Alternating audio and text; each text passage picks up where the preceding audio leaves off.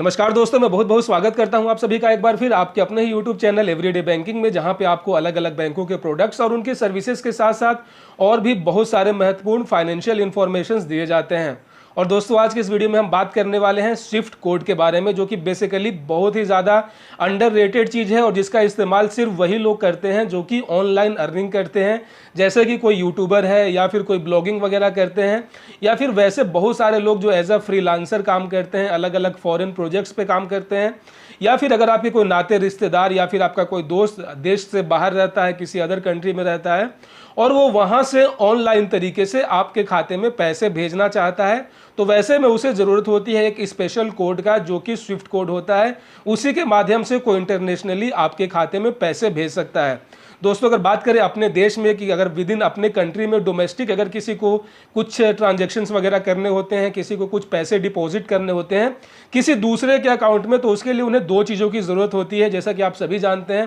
पहला जो कि सबसे मेन होता है आपका अकाउंट नंबर, जिसके तहत आपकी पहचान होती है कि आपका जो है एक पर्टिकुलर आपका जो यूनिक कोड दिया जाता है, जिसको अकाउंट नंबर बोलते हैं।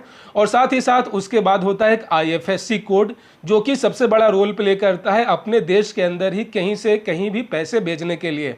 वही बात करें दोस्तों, अगर आपको किसी विदेश से, ओवरसीज से अगर कोई पैसे आपको भेज रहा है, अगर आप एक यूट्यूबर हैं, अगर आप एक ऑनलाइन अर्निंग करते हैं या फिर किसी फॉरेन प्रोजेक्ट पे किसी फॉरेन कंपनी के लिए काम करते हैं, तो वो जब आपकी वहाँ से पेमेंट होगी तो जाहिर सी बात है कि वो वहाँ से वहाँ की लोकल करेंसी में होगी। अगर कोई बंदा अगर आपको दुबई से पैसे भेजना चाह रहा है, अमेरिका से पैसा भेजना चाह रहा है, तो जाहिर सी बात है वो वहाँ का लोकल करेंसी होगा। उदाहरण के तौर पे अगर आप गूगल से अर्निंग करते हैं, अगर आप एक यूट्यूबर हैं, यूट्यूब से आपकी अर्निंग होती है, तो जो यूट्यूब आपको पैसे भेजेगा वो डॉलर्स में भेजेगा। लेकिन चूंकि इंडिया में तो भारतीय रुपया चलता है, तो इसको बीच में कन्वर्ट करना पड़ता है। तो बेसिकली इसको कन्वर्ट करने के लिए ही अपने देश में अलग अलग बैंकों का एक फॉरेक्स डिपार्टमेंट होता है, जिसको फॉरेन एक्सचेंज बोलते हैं। आपका जो भी पैसा होता है आता है, पहले फॉरेक्स डिपार्टमेंट में आता है, फिर वहाँ से आपके आईएफएससी कोड के माध्यम से अलग अलग ब्रांचों में जो है पैसे डिपॉजिट किए जाते हैं। दोस्तों, यहाँ पे आपको ध्यान रखना होगा कि अपने देश में जितने भी बैंकों के ब्रांचेस होते हैं, उनका अपना एक पर्टिकुलर और एक अपना स्पेशल उनका एक आईएफएससी कोड होता है, जो कि सभी ब्रांचों का होता है। लेकिन स्विफ्ट कोड जो है उतना चलन में नहीं है, उतना इस्तेमाल नहीं है, और साथ ही साथ ये बैंकों के लिए खर्चीला होता है इसको मेंटेन कर पाना, इसीलिए ये सभी ब्रांचों को अलॉट नहीं किए जाते हैं। इसका एक हेड ब्रांच होता है जहां से बाकी सभी ब्रांच आपस में इंटरकनेक्टेड होते हैं। इसका मतलब ये कि जो आपका फॉरेन से पैसा आएगा, पहले उस फॉरेक्स ब्रांच में आएगा और फिर वहां से आपने जो अपना आईएफएससी कोड दिया होगा उसके माध्यम से आपके अपने खाते में, अपने ब्रांच में आएंगे। लेकिन विदेश से पैसा आपके फॉरेक्स डिपार्टमेंट वाले अकाउंट में आने के लिए आपको ज़रूरत होती है स्विफ्ट कोड का। अब दोस्तों, यहाँ पे एक बहुत बड़ा प्रश्न लोगों के माइंड में ये है कि बहुत सारे ऐसे बैंक जो हैं वो मर्ज हो चुके हैं, उनकी नाम और उनकी पहचान बदली जा चुकी है। उदाहरण के तौर पे इलाहाबाद बैंक का जो है डिटेल बदला गया है, वो इंडियन बैंक हो चुका है। सिंडिकेट बैंक अब केनरा बैंक हो चुका है। Oriental bank of commerce Punjab national bank हो चुका है। ठीक इसी तरीके से बहुत सारे छोटे छोटे बैंक किसी बड़े बैंक में मर्ज हो गए हैं। तो वैसे बहुत सारे लोग जिनके पास पुराना वाला डिटेल था, उनके पास जो पुराना वाला स्विफ्ट कोड था, अगर ऐसे में उन्होंने अपना लिंक कर रखा है यूट्यूब से, तो 1 अप्रैल के बाद जो है उनका पेमेंट जो है वो वहाँ पे कह सकते हैं कि रिजेक्ट कर दिया जाएगा, क्योंकि उनका स्विफ्ट कोड भी चेंज हो चुका है। जाहिर सी बात है, यहाँ पे जब आपका बैंक का नाम बदल गया है तो आपका स्विफ्ट कोड भी जाहिर सी बात है कि वो बदला गया होगा।